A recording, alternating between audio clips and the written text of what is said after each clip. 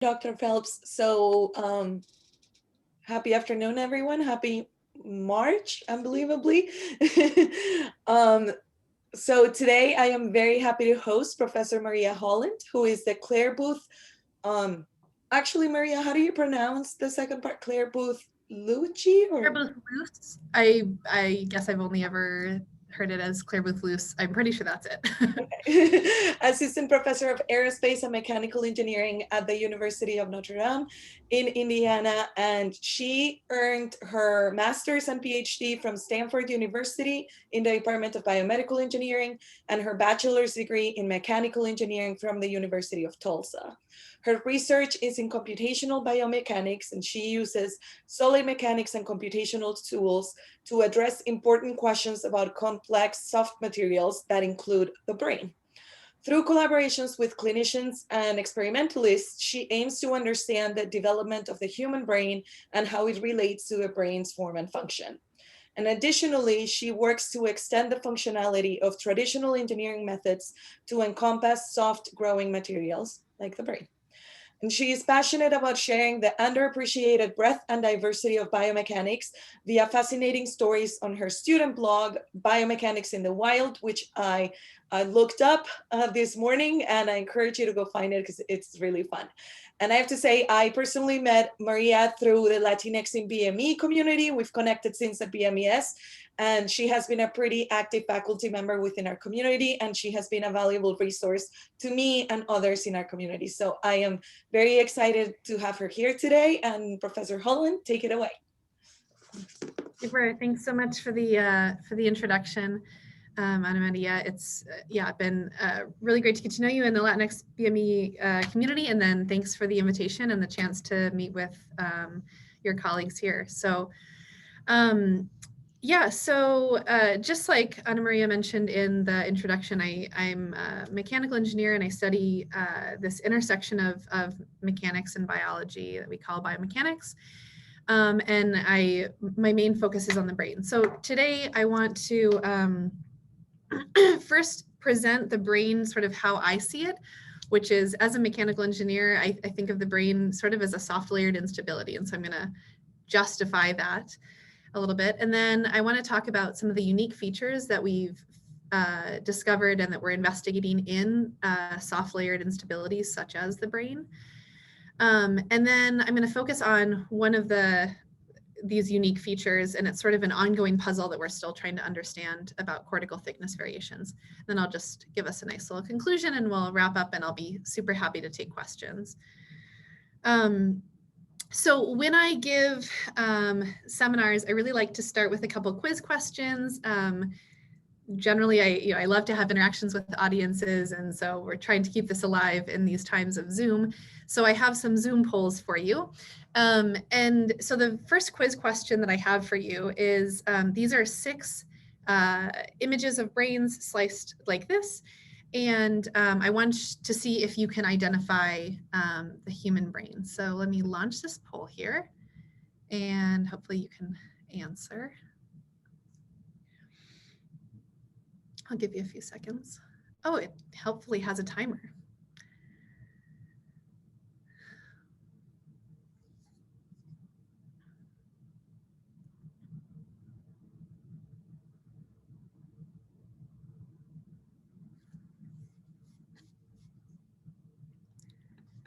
All right, this is great. So let's see, we get to like 80% participation. A couple more. All right. Okay. So that's great. So the plurality, or I guess the majority voted correctly. So E is a human brain. So let me just show you what the answers are. So A is actually a dolphin. And so I'm interested in like the form of the brain. And so you can see with the dolphin, there's lots of really small folds in that brain. B is a dog. So that had quite a few answers as well. C is a chimpanzee, which is usually the most popular or second most popular answer. I will note that these are not actually to scale. They're just all about the same size on this image. So this is D is a rabbit. So mostly a smooth brain, there are not many folds. E is a human brain. And I will have to say that this is actually a sort of trick question because so I can share the results as well. Okay, so you can see how everybody voted. Stop sharing. Okay. All right. So it's a little bit of a trick question because actually F is also a human brain. It's a reconstructed MRI image of a fetal brain at around 21 weeks of gestation. So the reason I do this quiz at the beginning of seminars is I think it's really interesting to see how little intuition some of us have about our own brains. And also because basically this is the process that I study. It's called gyrification or cortical folding. And it's the process by which during gestation, our brains transform from this small, fairly smooth object into this large, highly convoluted one. And so I can show it with a little bit more time resolution and also to size scale here. But again, we have this transformation mostly during the 3rd trimester of gestation from this smooth surface, and then by the time we're close to being born, you have all these folds and curves that our brains are known for having. So this is the process that I study. This is the basis of my work. So as I mentioned, I think of the brain as a soft layered instability. And so I should sort of justify this because maybe that is not a way that you're familiar with thinking about the brain. So this is actually an MRI of my own head.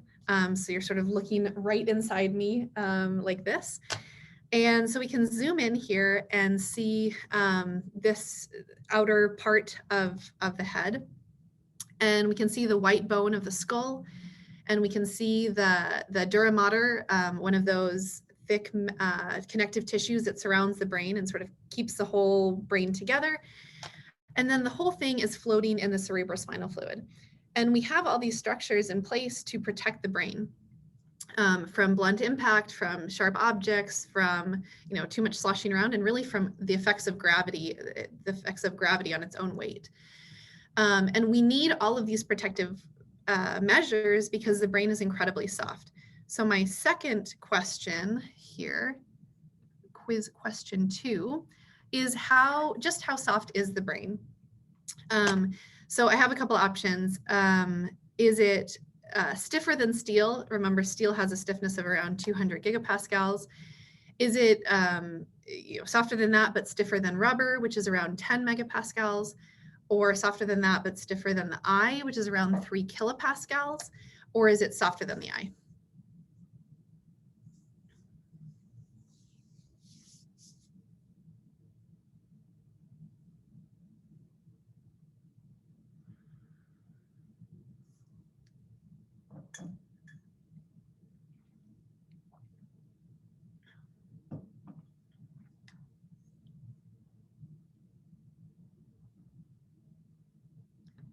All right, so I think I can share the results. Right, so many of you got the right answer. It's actually softer than the eye. About as stiff as the eye is also a pretty acceptable answer. The best measurements we have currently suggest that the brain is around 1 kilopascal. So whether that's close enough to 3 kilopascals is sort of a judgment. But yeah, basically the idea here is that the brain is extremely soft. Okay. And so this, from an engineering perspective, is a big challenge because with soft materials, you're going to be more likely to have large deformations. Material testing on very soft materials is very challenging. And so this makes the brain definitely a big engineering challenge. So then the next part of this description here after soft is layered. So the reason we think of the brain as a layered tissue is because there's, at a sort of macroscopic level, there's 2 types of tissues in the brain. There's the gray matter, this outer gray layer in an MRI, and the white matter, the inner lighter gray mass in an MRI. And so these are 2 different types of tissues that are made up of 2 different types of cells that have different properties and different so mechanical properties, biological, chemical properties, everything. And so when when we study the brain, we're interested in the instabilities that give rise to this folding, and we largely model it as a layered material. So this is an example of one of the kinds of simulations that we might do, where you have this bilayered material, this large subcortex or white matter with a thin gray matter film on top. And sometimes we use geometries that are as simple even as rectangles, which represent sort of a region very close there to the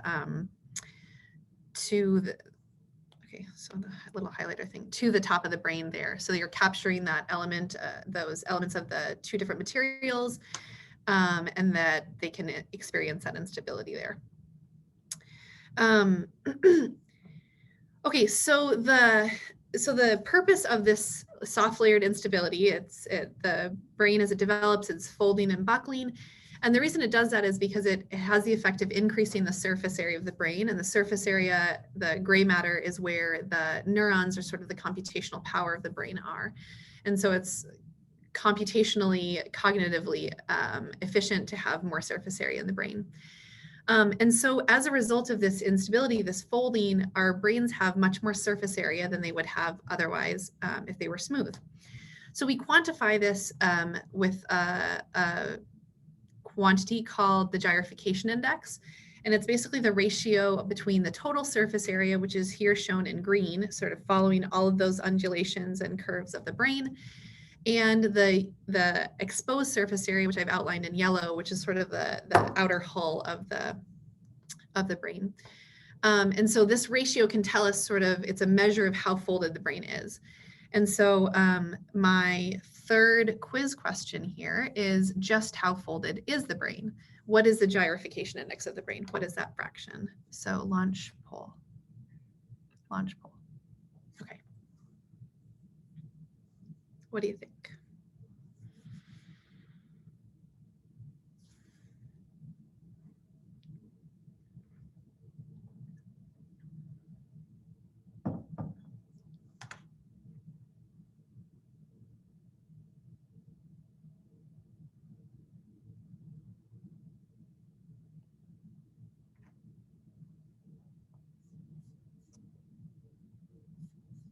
Okay, great. Okay, so people guessed pretty high. I put in some high numbers there and people guessed those. So in the human brain, the answer is around 3. We have about 3 times as much surface area as we would otherwise have if the brain were smooth. There are a few animals that have more folded brains than us. So for instance, the dolphin that I showed, and I think they're somewhere between like 5 and 10. So that was great. Yeah. All right, so we're done with the polls now. Thank you very much. I hope that you enjoyed a little bit of interaction. It's good for me to have some audience feedback there too. Anyways, so this is a pretty important feature of the brain, to increase this surface area, and it does this through this kind of instability. So that's the background that I wanted to cover with the brain. And then now I want to talk about some of the unique features that we've investigated in soft layered instabilities in general, and that have applications in the developing brain. So basically, just like any other material, bilayered systems, so materials that have these two different kinds of materials together, under compression, they can become unstable, and that instability can lead to some kind of wrinkling or creasing behavior. And we see this in all sorts of different materials. So it can happen in engineering materials, like stretchable electronics is one application. This is an image of gold on a PDMS substrate. This is diamond on a pre-stretched PDMS substrate. Also can happen in like hydrogels or any sort of material that's swelling differentially. You can have wrinkling or creasing happening there as well. And then if you just have an excess of growth in one layer and you end up with like sort of extra material in one layer, that can also lead to wrinkling, okay? So there's all sorts of applications and instances where we encounter this kind of buckling or wrinkling in a layered material in the world around us.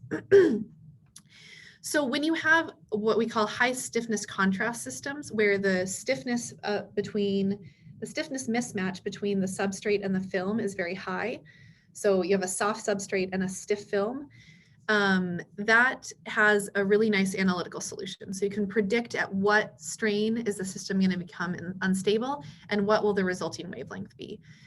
So we define the stiffness contrast using the quantity beta. And so that's the ratio between the shear modulus of the film to the shear modulus of the substrate. So a high beta would mean that you have a stiff film and a soft substrate, and I guess a very, very low beta would mean that you have a stiff substrate and a soft film, and then a beta of 1 would mean that the two materials are the same, okay? So when you have a high value of beta, you can easily predict, like I said, the critical buckling strain or the buckling wavelength as a function of that stiffness mismatch, okay? So I study the brain though, and this is some work that I'm going to start off talking about some work that I did in graduate school. I'm interested in what is happening with these soft layered materials when the stiffness ratio is close to 1, because recent experimental results have suggested that that's indeed where the brain is. And so what I did in graduate school was I looked at some of the work that had been done. This is theoretical, experimental, numerical studies on instabilities in soft layered materials, or in layered materials, I should say. And so I came up with this plot that sort of combined data from a bunch of different studies into one figure.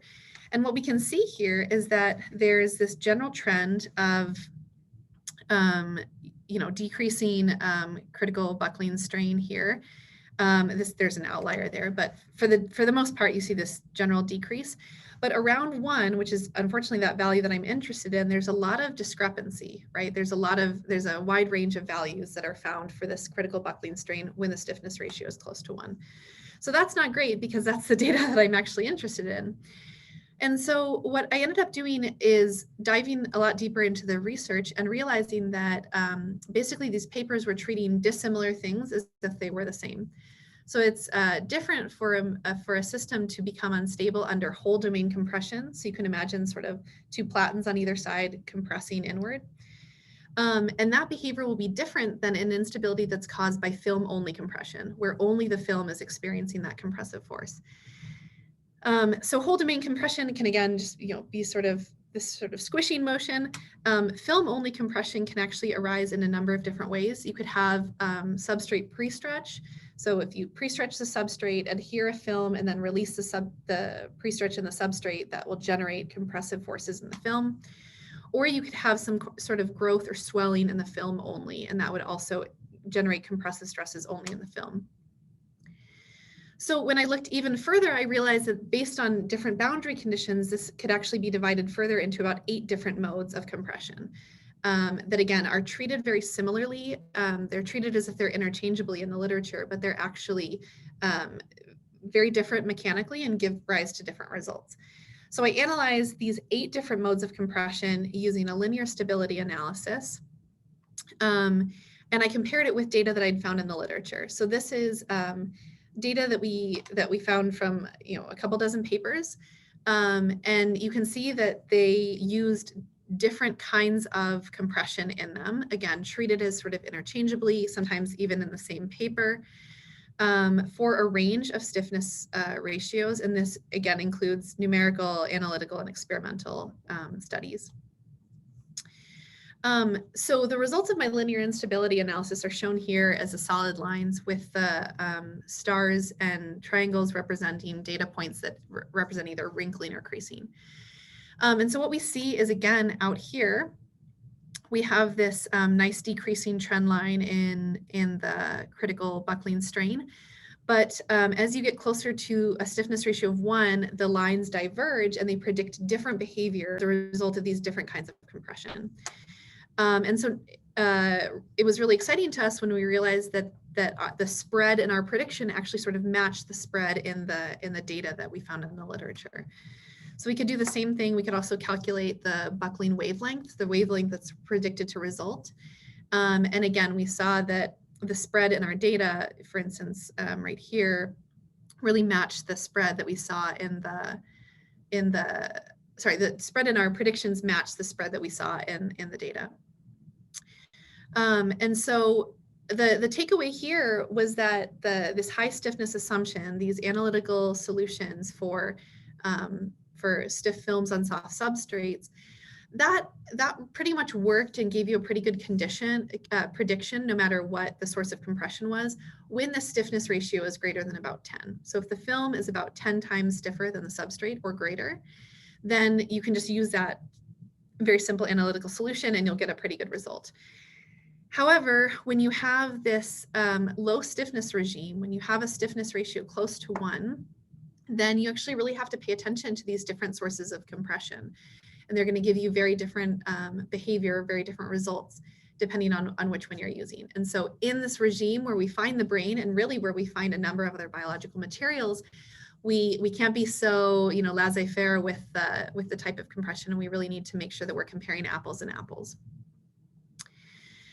So this was the first work that I did on this sort of instability theory work, and I actually did it as part of an NSF East Asian Pacific Summer Institute Fellowship at Tsinghua University in Beijing with Doctors Fengxi Qiao and Li Bo, which was a really great experience for me as a graduate student.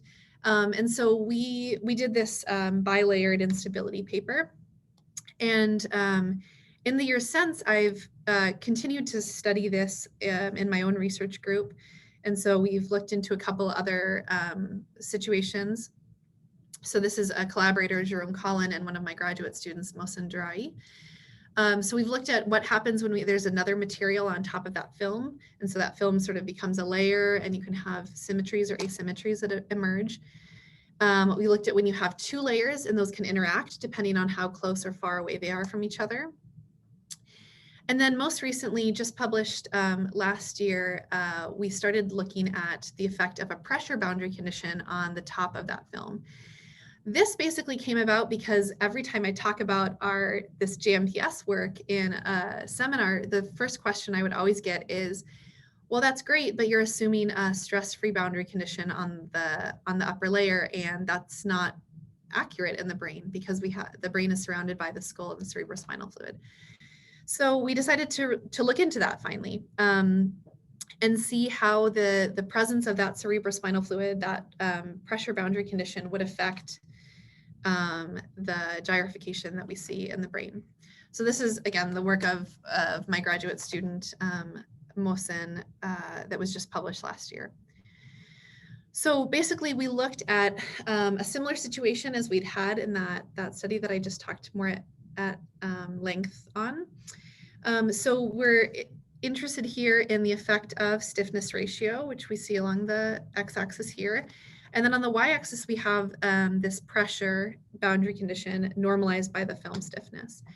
And so there's some discontinuities here, which I won't really get into. You can read the paper if you're interested. But what I want to point out is that we really have the general rule is that surface pressure decreases stability. So here, this color bar, the yellow color represents a very stable material where it could experience theoretically almost 100% strain before buckling, and then blue is unstable. And so what we see is as we increase pressure, we're going from a stable system to a more unstable system for basically all of these different stiffness values. But again, if we look at sort of a wider range here of stiffness values, because this one only went up to 4. So this goes up, exploring up to, a stiffness ratio of around 100. We again see a similar cutoff here that, above 10 or so out here, the effective pressure doesn't really seem to affect stability that much in these films. They're very unstable already. Whereas in this low stiffness regime or low stiffness contrast regime, where we're closer to a stiffness ratio of 1, the pressure does have a significant effect of destabilizing these materials.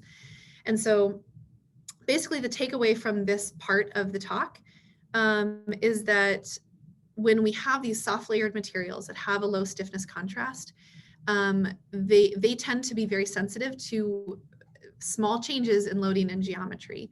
And so this is stuff that we have to take into account, especially if we want to compare, numerical and experimental studies, or if we want to, just ensure the validity of the research that we're doing in particularly simulations and theory. So that sort of wraps up that first part of the talk, just looking at some of these what I call unique features of soft layered materials. And then I want to dive a little bit deeper into one of the features that I haven't talked about yet, but that's really been interesting us and puzzling us with in this regime of, again, soft layered materials. So when I mention our simulations and we have, film stiffness and a substrate stiffness, when I talk about the film or the layer, I'm talking about the cortex of the brain, okay? And so the thickness of that layer is the cortical thickness. And cortical thickness is an important biomarker for neurological health. So it's been shown that in a number of different neurological diseases and disorders, that cortical thickness is altered. It's different than the patterns that we see in typically developing and healthy brains. So this is a question that has a lot of public health relevance, and we're trying to understand, what is a typical pattern of cortical thickness in the human brain, and how is it altered in these diseases and disorders, and why? Okay. So cortical thickness, it is not uniform across the brain. There's not just like a single, constant thickness layer surrounding our brains. So here what I'm showing is 9 typically developing human brains, adult brains, and they're divided into different regions, and each of the regions is colored by its average thickness in that region. And so you can see that there's quite some variation. There are regions that are as thin as 2 millimeters on average, and there are regions that are thick as 3.5 millimeters, which is a pretty significant range. And so at first glance, it might seem that this thickness variation is random, that there's not really a pattern here. But actually, if you look closely, so I should also say the images on the left here are what we call inflated peel surfaces. So they're artificially, computationally inflated, so you can see all of the surface of the brain, and those valleys aren't hidden. So we're seeing the whole brain here, but really the brain is actually folded, right? So there are these gyri, which are the sort of mountain ridges of the brain, and there's sulci, which are the valleys of the brain, okay? So actually, if we look at the gyri and sulci of the brain separately, so here on the left, I'm showing the gyral regions colored by their average thickness, and on the right, the sulcal regions of the brain, on the left, sulcal regions of the brain colored by their average thickness, on the right, gyral regions. So what we see is that the sulcal regions are consistently on the blue side of this color scale, so on the thin side, and the gyral regions tend to be closer to the right, or the red, the thicker side of the color scale, right? So we have this pattern that we see in brains that sulci are thick and gyri are thin. This is not a novel observation that we made, but it's an interesting question, because if you see a pattern like this in the human brain, for instance, and it's this noticeable, this consistent, the question is why? Why is it there? How does it get there? What purpose does it serve, and how does it get there? So you can imagine a biological hypothesis, right? There's always a biological hypothesis to anything that, so cells just do that. Cells are programmed to do that. They're programmed to develop that way. They're programmed to go to that place in the cortex, and that part grows more and it ends up as a gyrus, right? So you can imagine a biological hypothesis that would explain why some parts of the brain are thicker than others. But based on the work that I'd already done on cortical folding, that didn't exactly ring true to me, and I wondered if mechanics might play a role. So we looked at simulations of what we call brain folding. So this is basically an elastic layer with a growing layer on top of it that eventually develops instabilities and wrinkles and folds in a way similar to the brain. And what we can see here is that, so I have the gyral sulcal thickness ratio quantified here. And as buckling continues and progresses and the material becomes more and more wrinkled and folded, that gyral sulcal thickness ratio increases. So when we start out at 1, like the thickness is homogeneous throughout, and it grows homogeneously, we get in some kind of asymmetry some symmetry breaking event that happens at buckling. And as the folding continues and develops, gyri become thick and sulci get thinner, actually. And to the extent that gyri are almost twice as thick as sulci, okay? And this we see in a purely mechanical system with no source of heterogeneity. So every element in this finite element simulation is growing equally at the same rate. They start off with identical thicknesses, everything. We also did some polymer experiments where we found the same thing. So here we're showing so these simulations are not really different time points, but they're different initial thicknesses of the polymer layer. But again, we see this gyral sulcal thickness ratio increasing, and again, close to twice as thick in the gyrus as it is in the sulcus. So this was work done with my PhD advisor, Ellen Kuhl, and collaborators Alain Gorielli and Sylvie Bouday. And again, we just saw this pattern consistently emerging from homogeneous, initially homogeneous mechanical only systems. So basically, right, so then this is more recent work that I did with my postdoc, showing that this is actually a feature that's unique to soft systems. So when we have, so here I can show this stiffness ratio is 1, so the two materials have equal stiffness.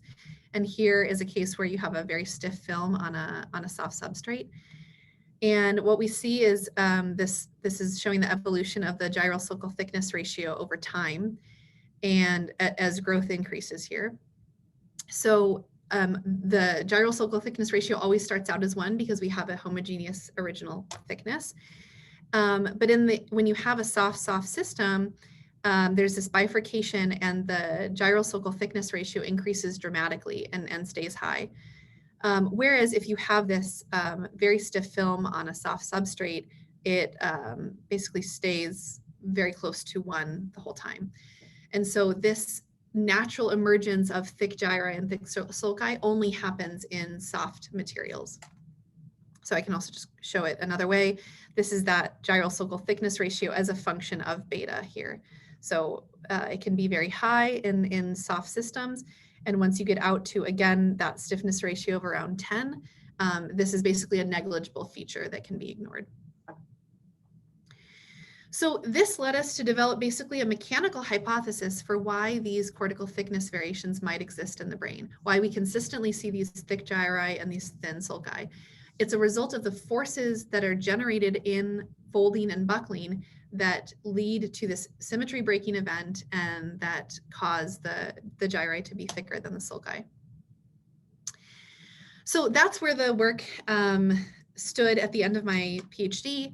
But then now in my faculty position, I've continued to be interested in these cortical thickness differences. And I realized that in the paper that we published in Physical Review Letters, we actually, our experiments over-predicted the differences that we saw in the brain. So here, these are the tables from that PRL paper. So from our polymer experiments, we were predicting thickness ratios as high as 1.6. And in the brain, we saw thickness ratios that were quite a bit smaller. Okay, so they're greater than 1. We do have this pattern of thick gyri and thin sulci, but not so drastic as we saw in our simulations and in our experiments.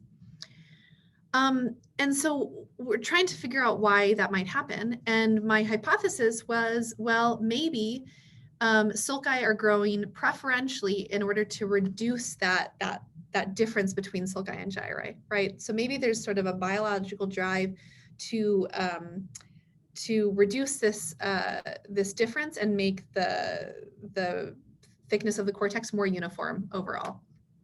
So this was my pet hypothesis. And once my postdoc joined the lab, we decided to investigate this further, okay? So the approach that we came up with is taking a sort of bio plus mechanical approach here. And so we developed this biomechanical hypothesis where biology and mechanics are coupled very tightly. And so what this looks like is we developed basically a curvature-dependent cortical growth model. So this is the brain. So I show both the cortical surface and then this inflated peel surface, so you can see the sulci. And the coloring here is showing the mean curvature. Okay, so it's a measure of curvature of the brain. And what you can see is that when the brain is folded as it is, you're mostly seeing the blue, which here represents this negative mean curvature, which we associate with gyri. And when it's inflated, you can see the red values that are tucked away in those values, which is the positive mean curvature and is correlated with sulci. So this is work that was done by my graduate student, Nagyahan Demirci. So my postdoc, Shuilun Wang, developed this curvature-dependent cortical growth model where we associated this curvature, this macroscopic evaluation of the mechanical state of a particular region of our simulation, and associated it with the amount of cortical growth that will happen.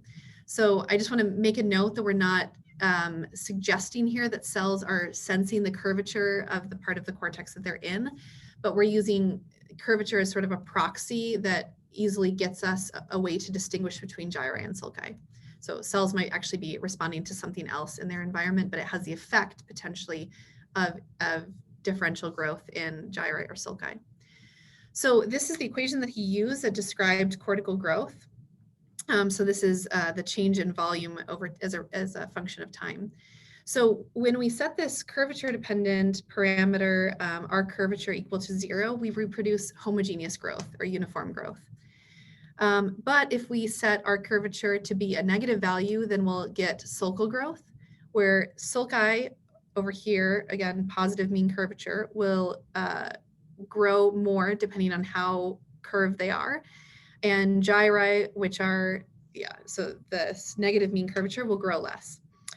Alternately, we can use a positive value for our curvature, and that will have the effect of decreased growth out here in the sulci and increased growth in the gyri. So this is the sort of mathematical, numerical setup that we used to create this coupled biomechanical model. So these are the results that we see. We can reproduce this preferential sulcal growth, preferential gyral growth, or homogeneous growth. So what you can see here is this is the amount of volume change that has happened in a given area of the simulation. So when we have preferential gyral growth, we have a lot of growth happening down here in the gyri and less in the visible, a lot of growth happening down here in the sulci and less in the visible gyri. For gyral growth, the visible gyri are very dark blue, representing a lot of growth, and the sulci are much less. And then in the case of homogeneous growth, we have this uniform amount of volume growth happening throughout the simulation. Originally, when we analyzed the data, I was pretty excited because my hypothesis was proven correct. So we can track the thickness of the gyri and sulci over time. So again, they're both increasing, and then at the point of bifurcation, gyri continue to increase and sulci decrease, but their behavior depends a little bit on whether or not you have preferential sulcal growth or gyral growth or homogeneous growth. And so when we calculated the thickness ratio as a function of growth, so gyral growth results in this increasing thickness ratio. Homogeneous growth, it sort of tapers off and plateaus. And then in the case of sulcal growth, we have this decreasing thickness ratio. And lo and behold, it sort of lined up really well with the data that we had reported in that paper. And so that was pretty exciting to us because I thought that it best matched the human data. Then we started to think a little bit more about it and started to question the validation of our hypothesis. And basically, I tell this story because I think it's a neat story of sort of how the path of research goes, where you have a hypothesis and you think you've proven it, and then sort of think a little bit more about it and second guess yourself. So what we actually realized is that we weren't being consistent in the comparisons that we made. So my postdoc introduced this concept of coverage, which is basically when we compare two quantities are we comparing just the maximum and the minimum in the two categories, which would be a very low amount of coverage in the way that he quantified that, or we could compare all the values in one category versus all the values in the other category. In this case, all of the thickness throughout the entire gyral region versus the thickness throughout the entire sulcal region, and that would be 100% coverage. And so that's sort of represented here by these the colors sort of decreasing in darkness corresponds to an increasing amount of coverage.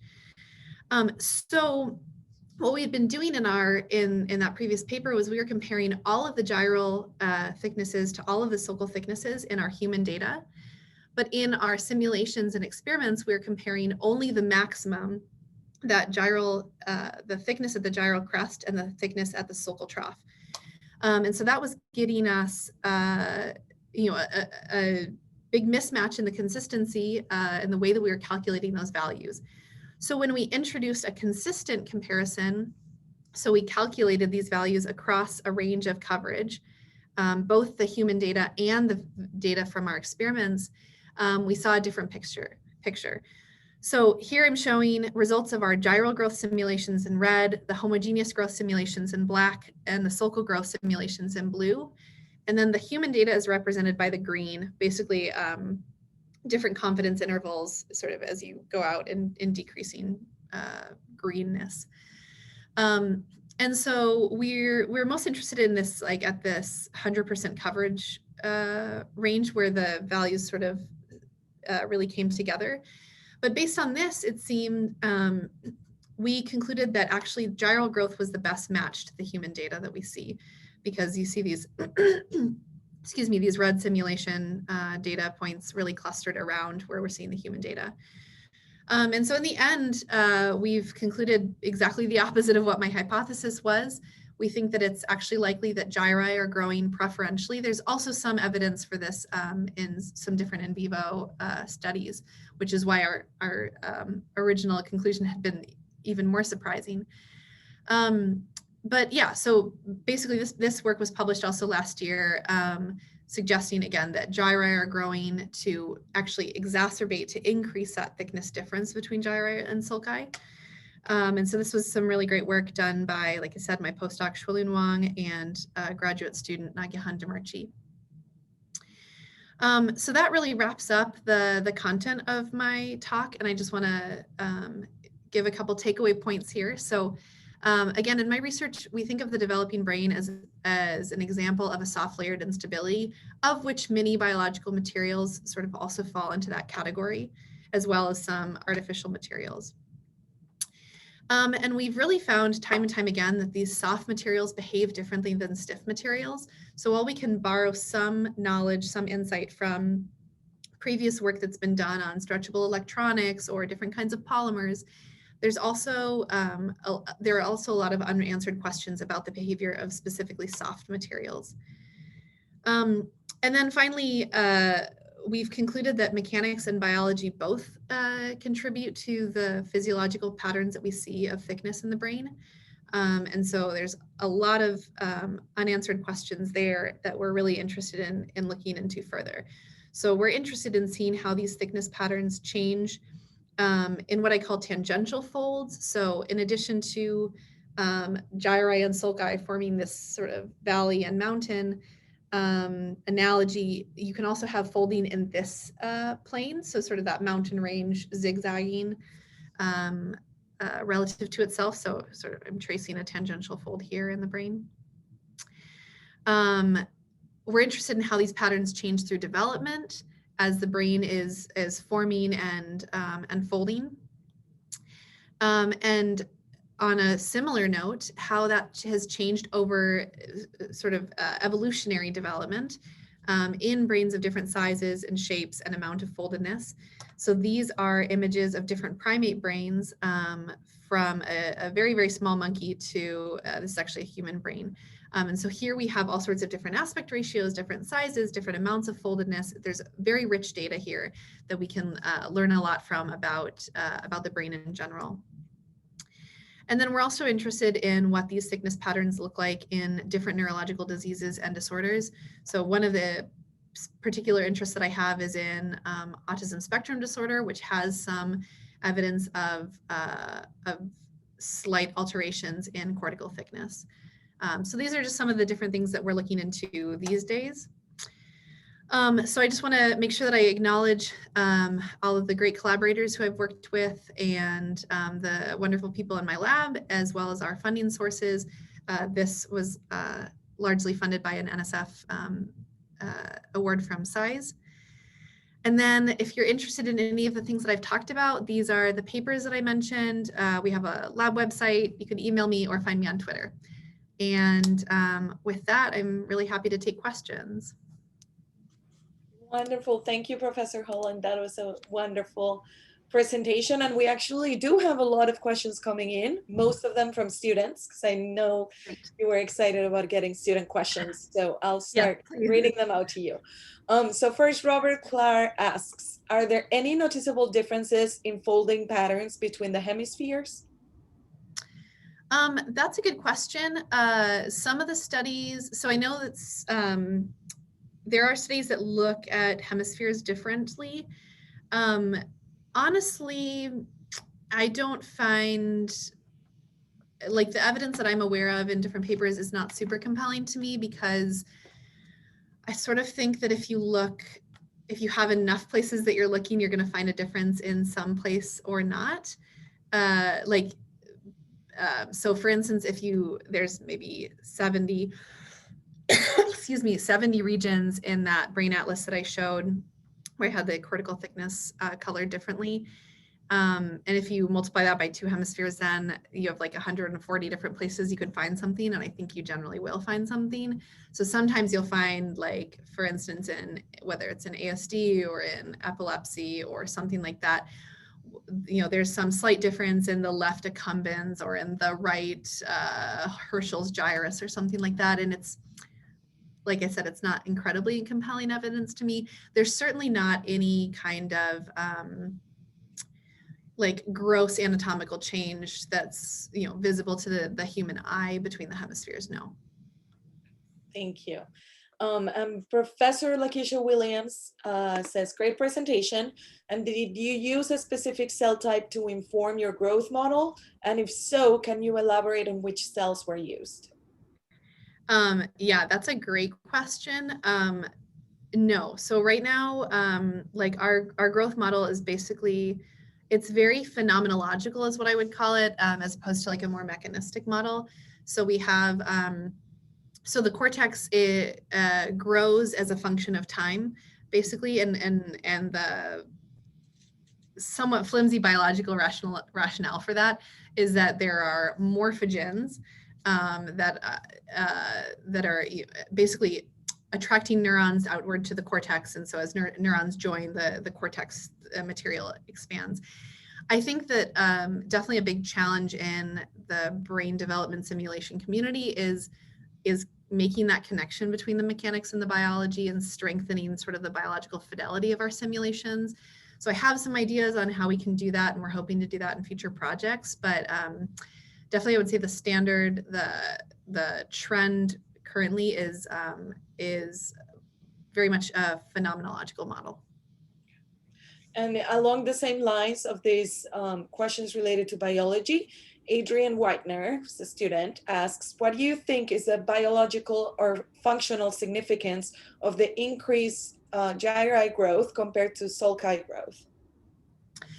That's a really great question. And so I think I mentioned that there had been some like in vivo and maybe even in vitro evidence that supported like increased growth in gyri.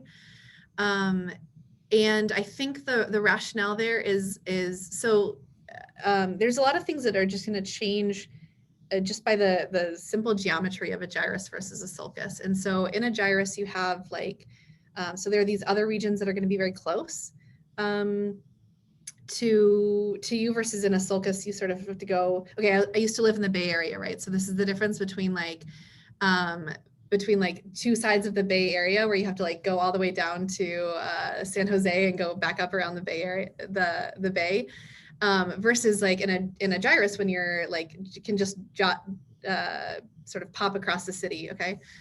So hopefully that analogy landed with somebody, but so this is just like going to be a difference in how like connectivity works and how cells are going to sort of populate that area.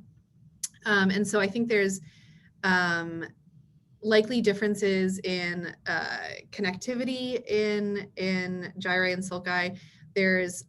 I am really interested in looking at sort of as a gyrus. So I always think about it as if I were a cell and I were trying to get somewhere, because these neurons are migrating outwards trying to get to the cortex. So I imagine that I'm a person in a crowded area, okay, because there's cells all around me. And if I'm trying to get somewhere, I see somebody across the room that I want to talk to, and there's like an area with a lot of people crammed in, and there's an area with not very many people, I will probably go through that area with not many people and try to get to my target that way. And so I think cells are, aware of their mechanical environment. And so I think also about these patterns of compression and tension that are going to result as from the bending of the cortex. And if that compression wouldn't be sort of like a lot of people crowded together, and the tension wouldn't be like less people with more space between them, and if that would affect sort of where cells would prefer to go. So I don't know, I have a lot of ideas, no answers yet. Sounds good, thank you. And Sanjeev Saman, sorry if I'm mispronouncing your name, they ask, have you tried to characterize the folding as part of your biomechanical model? And for measuring sulcal and gyral thicknesses, are there MRI sequences that you can use? I'm not sure, Sanjeev, if you could clarify the first part of your question about characterizing the folding as part of our biomechanical model. What I was thinking was just in terms of the nature of the folding, there are different types of folding. I'm thinking more in terms of topology. Have you tried to look at that? Because obviously, I know the way you've done the valleys and peaks. That's one way, but the folding could be very, very different too. Because you're looking at a cross section. So I'm curious whether let's just say 3D folding, how that affects your biomechanical model rather than looking 2D slices at a time. Yes. So our simulations, sometimes we do 2D simulations, sometimes we do 3D simulations. So I think I showed, how can I get back here? Like this, right? No, go back. There we go. So these are 2D simulations, but yeah, so definitely a big question that I have is I completely agree. A lot of the work is done in our community is done on 2D slices. And so you see folding like this, and you're missing that, what I call tangential folds, which we do see in the brain. So let me see, where's an image of the brain? Maybe you can see it here. So there are these, what I call tangential folds, here, where this fold is like snaking all around. And so I think that folding in that plane should affect things as well, in addition to this folding. So I'm very interested in that. Also, just in general, topology and characterizing a very highly folded surface like the brain is definitely not a trivial question. And so this is basically the PhD project that this student, Nagihan Demirci, is working on right now. So mean curvature is only one of the potential ways that you can quantify the curvature of the surface. There's Gaussian curvature, there's shape index, there's folding index, there's bending energy, and all sorts of these different things. And so she's looking at what measures are sort of most predictive of different features of the brain, and how we can sort of more intelligently analyze folding in the brain beyond, simply just mean curvature. Regarding the MRI sequences for measuring gyral or sulcal thicknesses, so we use different structural MRIs that we get access to. And we use a combination of, sometimes there's a program called FreeSurfer, which automatically reconstructs cortical surfaces. And then we also write our own code that analyzes brain shapes that we get from MRIs. And so that's how we measure the gyral and sulcal thicknesses. Are the MRI sequences like, are they standard or your own? Because I work in like in terms of I'm a physicist, like in terms of Oh, folding okay. structures and all that. So there we have MRI machines, but actually it's a different problem altogether. Are there standard sequences one can use? Yeah, so we use basically pretty much any T1 weighted MRI image of a sufficient quality. So some of the like clinical quality MRIs are not quite sharp I enough. agree. But I think the MRI of my brain is like 3 Tesla. Okay. And so then that is sufficient. And so yeah, fortunately, we actually pretty much all the data that I have is that I've worked on so far is publicly available. So I'll tell you actually, funny story. This is my brain, my PhD advisors, and 7 of my PhD colleagues. We participated in the research studies at Stanford in the business school, I don't know, economics, behavioral research, and they would give us our data on a CD. And so that's how we got these MRI images. But yeah, so they're just normal T1 weighted images. And so that's been actually really great because you can get access to that stuff. We don't have to have our own data created specifically for our research. Okay, wonderful. There are a couple more questions, but I think we are just at time. So thank you once again, Professor Hall.